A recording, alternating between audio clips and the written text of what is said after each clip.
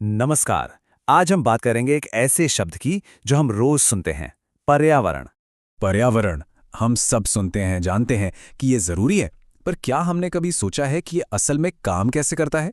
ये जो एक पूरा सिस्टम है, एक दूसरे से जुड़ा हुआ, ये बैलेंस आखिर बनता कैसे है? चलिए आज इसी को समझने की कोशिश करते हैं। अब इतनी बड़ी पहेली को समझने के लिए क्यों ना एक छोटी सी जानी पहचानी जगह से शुरू करें। सोचिए एक बगीचे के बारे में। हाँ, एक छोटा सा गार्डन। असल में वो भी अपने आप में एक पूरा का पूरा पारितंत्र यानी इकोसिस्टम है। तो फिर ये पारितंत्र या इकोसिस्टम होता क्या है? देखिए, बहुत सिंपल है। किसी भी जगह पर मौजूद सभी जिंदा चीजें और उनके आसपास का बेजान माहौल, जब ये सब मिलकर काम करते हैं तो उसे ही पारितंत्र कहते हैं। ये एक दूसरे के बिना अधूरे हैं। और इस सिस्टम के ना दो मेन हिस्से होते हैं। पहला है जैव घटक, मतलब सारी लिविंग थिंग्स, पौधे, जानवर, छोटे छोटे कीड़े मकोड़े। और दूसरा है अजैव घटक, यानी नॉन लिविंग थिंग्स, जैसे कि तापमान, बारिश, हवा, मिट्टी। यही तो हैं जो लाइफ को पॉसिबल बनाते हैं। अच्छा, तो किसी भी इकोसिस्टम में जो एनर्जी का फ्लो होता है ना, वो एक कहानी की तरह है।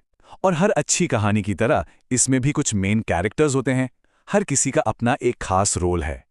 इस कहानी के पहले हीरो हैं उत्पादक, यानी प्रोड्यूसर्स। ये कौन है? ये हैं हमारे हरे पौधे और कुछ एल्गी, जो सूरज की रोशनी से, फोटोसिंथेसिस से अपना खाना खुद बनाते हैं। देखा जाए तो यही पूरे इकोसिस्टम के लिए एनर्जी का सोर्स है। यहीं से सब शुरू होता है। प्रोड्यूसर्स के बाद आते हैं उपभोक्ता यानी कंज्यूमर्स। अब ये वो हैं जो प्रोड्यूसर्स की बनाई एनर्जी पर डिपेंड करते हैं। मतलब या तो वो सीधे पौधों को खाते हैं या फिर उन जानवरों को जो पौधे खाते हैं। पॉइंट ये है कि ये अपनी एनर्जी दूसरों से लेते हैं। और आखिर में आते हैं अपघटक, डीकंपोजर्स। इनको ना हम कुदरत के रिसाइकलिंग हीरोज कह सकते हैं।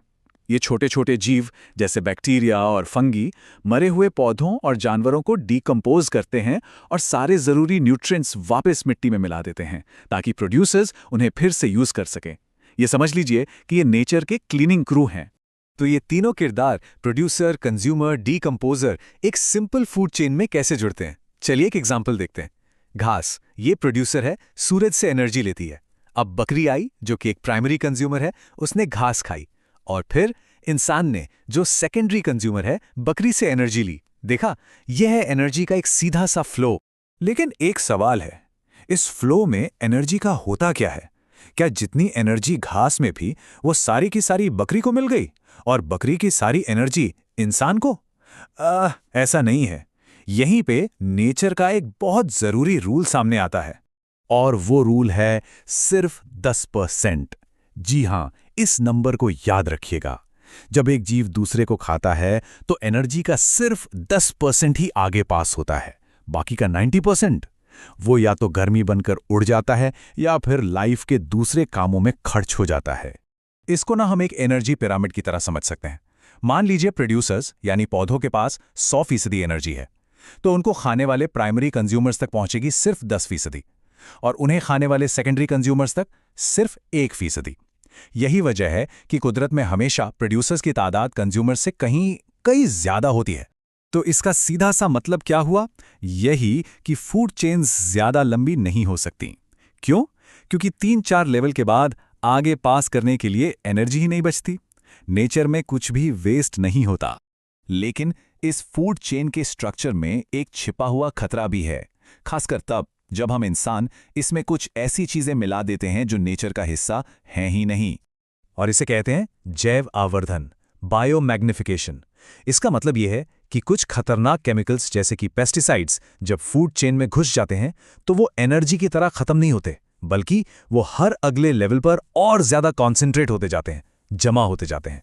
और क्योंकि इंसान अक्सर फूड चेन के टॉप पर होता है, इसका नतीजा क्या होता है? ये जहरीले केमिकल्स सबसे ज्यादा मात्रा में हमारे शरीर में जमा हो जाते हैं। ये एक बहुत सीरियस प्रॉब्लम है जिसके बारे में हम ज्यादा सोचते भी नहीं। अब हमारा असर सिर्फ फूड चेन तक ही नहीं है, इसका प्रभाव तो पूरे प्लैनेट पर दिख रहा है। चलिए 2 बड़े ग्लोबल इश्यूज पर नजर डालते हैं, ओजोन लेयर और कचरे की प्रॉब्लम। पहले बात करते हैं ओजोन परत की। ये क्या है? ये असल में हमारी धरती के चारों ओर एक प्रोटेक्टिव शील्ड है, एक सुरक्षा कवच जो हमें सूरज की खतरनाक अल्ट्रावायलेट यानी पराबैंगनी किरणों से बचाती है। और ये कितनी ज़रूरी है? ये जो यूवी रेज हैं, ये इंसानों में स्किन कैंसर जैसी सीरियस बीमारियां कर सकती हैं। तो हाँ, ये परत सचमुच लाइफ सेविंग है। हुआ ये कि 1980s में साइंटिस्ट्स ने देखा कि ये परत तो पतली हो रही है और इसका कारण थे CFCs यानी क्लोरोफ्लोरोकार्बन्स। ये केमिकल्स रेफ्रिजरेटर्स और स्प्रे कैन्स में इस्तेमाल होते थे। पर अच्छी बात यह है कि दुनिया ने इस पर एक्शन लिया। 1987 में एक इंटरनेशनल अग्रीमेंट हुआ और CFCs के प्रोडक्शन को रोक दिया गया। ये दिखाता है कि मिलकर काम करने से क्या हो सकता है। अब आते हैं दूसरी बड़ी चुनौती पर, कचरा। हम जो भी कचरा फेंकते हैं वो मोटा मोटी दो तरह का होता है। एक जैव निम्नीकरणीय या बायोडिग्रेडेबल, जैसे सब्जियों के छिलके जो अपने आप गलकर मिट्टी में मिल जाते हैं, और दूसरा अजैव निम्नीकरणीय यानी नॉन बायोडिग्रेडेबल, जैसे प्लास्टिक जो सैकड़ों साल तक वैसे का वैसा ही पड़ा रहता है, हमारे पर्यावरण को नुकसान पहुंचाता है। तो अब तक हमने इकोसिस्टम, एनर्जी फ्लो और हमारे असर को समझा, लेकिन नेचर की असली तस्वीर एक सीधी सादी चेन से कहीं ज्यादा कॉम्प्लेक्स और खूबसूरत है। असल में ये एक आहार श्रृंखला नहीं बल्कि एक आहार जाल है, अ फूड वेब। मतलब हर जीव कई तरह की चीजें खाता है और उसे भी कई दूसरे जीव खाते हैं। ये एक पेचीदा नेटवर्क है जिसमें हर धागा दूसरे से जुड़ा है।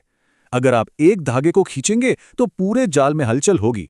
और यही बात हमें आज के सबसे बड़े सवाल पे लाकर खड़ा करती है। इस कॉम्प्लेक्स वेब में, जहां हर एक्शन का एक रिएक्शन है, जहां हर कड़ी दूसरी को अफेक्ट करती है, हमारी यानी इंसानों की असली भूमिका क्या है? क्या हम बस इस जाल का एक और हिस्सा हैं या फिर इस नाजुक बैलेंस के रखवाले? ये एक ऐसा सवाल है जिसका जवाब हम सबको मिलकर सोचना होगा।